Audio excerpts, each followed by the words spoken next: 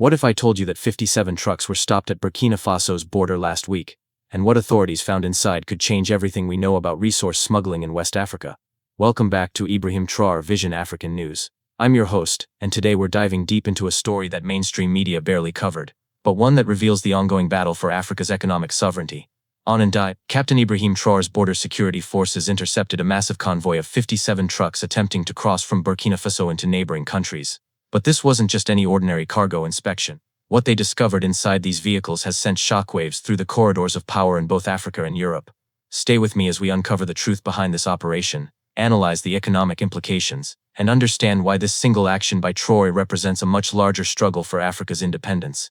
To understand the significance of this truck blockade, we need to first examine Burkina Faso's strategic position in West Africa's trade networks. According to the World Bank's latest trade data, Burkina Faso serves as a crucial transit point for goods moving between landlocked Sahel countries and coastal ports. The country's borders with Mali, Niger, Ghana, Togo, Benin, and Ivory Coast make it a natural hub for both legitimate trade and, unfortunately, illicit trafficking. Reports from the African Development Bank indicate that cross-border trade in the region accounts for approximately 40% of total economic activity, with much of it occurring through informal channels. Under previous administrations, border control was often lax, with many international observers noting that regulatory oversight was inconsistent. However, since Captain Traoré assumed leadership, there has been a systematic tightening of border security protocols. According to official statements from Burkina Faso's Ministry of Trade, new digital tracking systems have been implemented at all major border crossings. These systems, reportedly developed in partnership with local technology firms, allow authorities to monitor cargo manifests in real time and cross-reference them with export licenses and international trade agreements. Now, let's examine exactly what happened with these 57 trucks. According to sources within Burkina Faso's Customs Authority, the convoy was flagged by the new digital monitoring system during routine border processing at the Thambao-Aokayon crossing. The trucks, bearing registration numbers from multiple countries including Ghana, Ivory Coast, and Mali, were reportedly carrying what their manifests declared as agricultural products and manufactured goods. However, when customs officials conducted physical inspections, they discovered significant discrepancies between the declared contents and actual cargo. Multiple sources familiar with the inspection process report that the trucks contained a mixture of items that raised immediate red flags.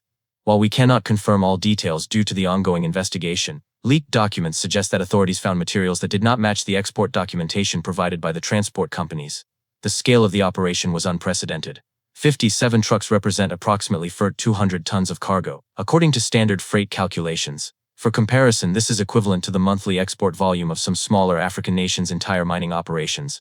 Border security footage, reportedly reviewed by senior government officials, showed the convoy arriving in coordinated fashion over a 6-hour period, suggesting a level of organization that went beyond routine commercial transport. The truck drivers, numbering 114 individuals according to customs records, were initially detained for questioning. Sources indicate that many carried documentation from different countries, and several possessed multiple sets of identification papers, which raised additional concerns about the nature of the operation. While official investigation results remain classified, information from multiple sources within the government provides insights into what authorities discovered during their detailed inspection of the convoy. Preliminary reports suggest that several trucks contained mining equipment and geological survey tools that were not declared on customs forms. This equipment, including core sampling devices and mineral analysis instruments, would typically require special export licenses due to their strategic importance to national resource management. Additionally, customs officials reportedly found documentation linking some of the cargo to international mining corporations that do not have current operational licenses in Burkina Faso. This discovery has prompted questions about potential unauthorized mineral exploration activities. Sources within the Ministry of Mines indicate that geological maps found in several trucks detailed mineral deposits in areas that are currently under government review for new mining concessions. The presence of these detailed surveys raised concerns about industrial espionage and unauthorized resource assessment. Furthermore, communication equipment found in multiple vehicles included satellite communication devices and encrypted radio systems that exceeded the specifications typically required for commercial transport operations. Security analysts suggest this equipment could facilitate coordination of large-scale logistics operations across multiple countries. Financial documents discovered during the search reportedly showed transactions totaling several $1 million between entities in different West African countries and European corporations. While international trade financing is common, the specific structure of these transactions raised questions among financial investigators. The broader economic implications of this incident extend far beyond the immediate cargo inspection. This event highlights the ongoing challenges African nations face in maintaining control over their natural resources and ensuring that international trade operates within proper regulatory frameworks. According to the African Union's estimates, resource-rich African countries lose approximately 50 billion annually through various forms of illicit trade and resource extraction. This figure includes unauthorized mining, transfer pricing manipulation, and export documentation fraud. Burkina Faso's gold production, for example, officially reached 62 tons in the most recent reporting year, making it Africa's fourth largest gold producer. However, industry analysts have long suspected that actual production exceeds official figures, with the difference potentially being exported through informal channels.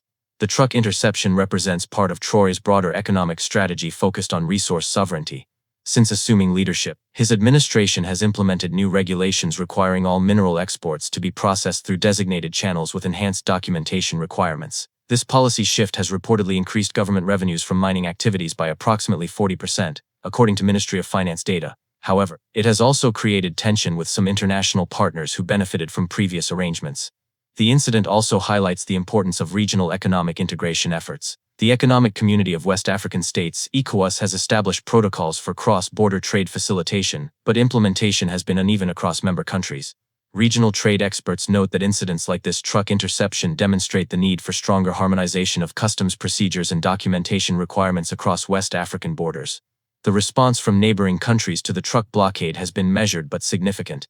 Official statements from Ghana's Ministry of Trade expressed support for proper customs procedures while emphasizing the importance of maintaining smooth regional trade flows. Ivory Coast government issued a statement calling for transparency in the investigation process and requesting regular updates on the status of any cargo originating from Ivorian companies. This response reflects the delicate balance countries must maintain between supporting regional security measures and protecting their economic interests.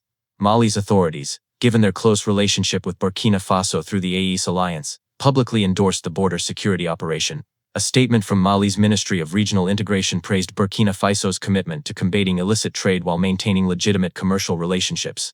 However, some international business organizations have expressed concerns about the potential impact on regional trade efficiency. The West African Business Association released a statement calling for clear guidelines to help legitimate traders understand new documentation requirements and avoid similar delays.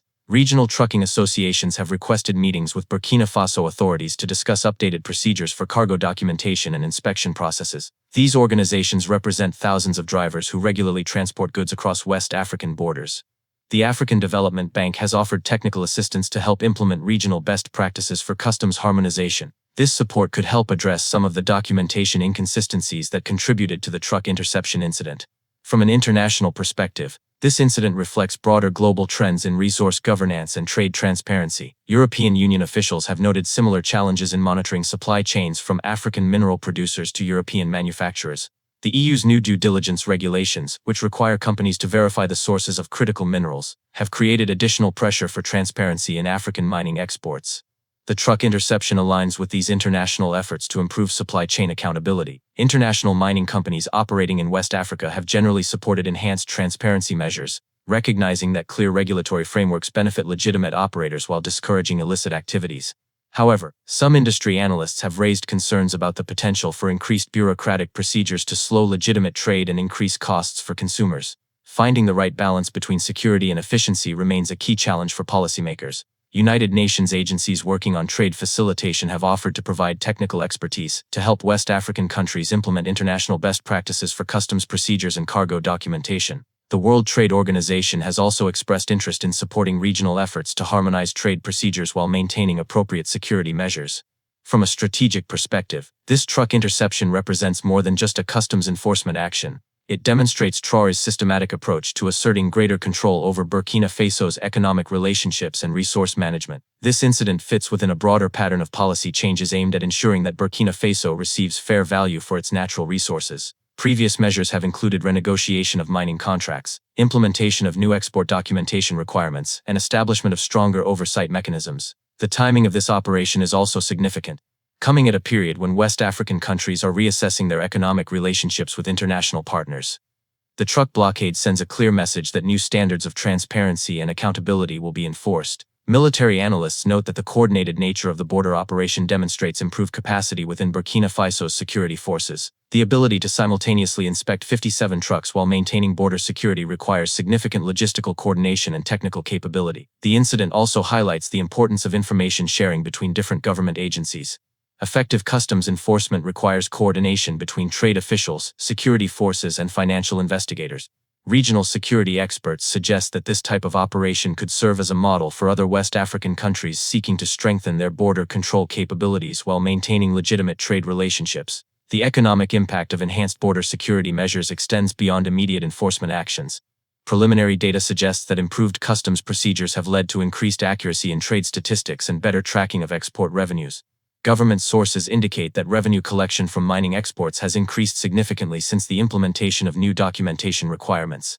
This additional revenue has been allocated to infrastructure development and social programs. However, some business organizations have reported increased administrative costs associated with enhanced documentation requirements.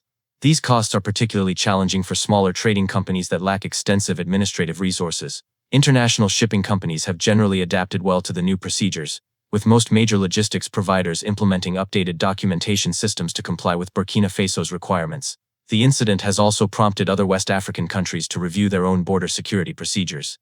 Ghana recently announced plans to upgrade its customs technology systems, citing the need to maintain regional standards for trade facilitation. Regional economic integration efforts may actually benefit from stronger individual country customs capabilities, as improved documentation and tracking systems facilitate legitimate trade while deterring illicit activities. Looking ahead, this truck interception incident is likely to influence regional discussions about trade facilitation and security cooperation. The African Union has already indicated interest in studying Burkina Faso's enhanced customs procedures as a potential model for other member countries. Planned infrastructure investments in digital customs systems across West Africa could help address some of the documentation challenges that contributed to this incident. These systems would allow real-time sharing of cargo information between countries, reducing the potential for discrepancies.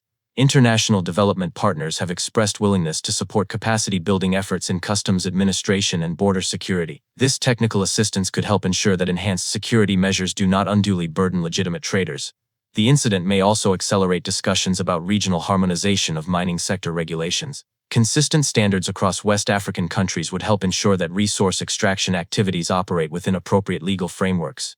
Private sector organizations are calling for regular dialogue between government authorities and business representatives to ensure that new procedures are implemented in ways that support both security objectives and economic development goals. The interception of 57 trucks at Burkina Faso's border represents far more than a routine customs enforcement action. It symbolizes a fundamental shift in how African nations are asserting control over their economic destiny and natural resources. Captain Traoré's systematic approach to border security and trade transparency reflects a broader movement across Africa toward greater economic sovereignty.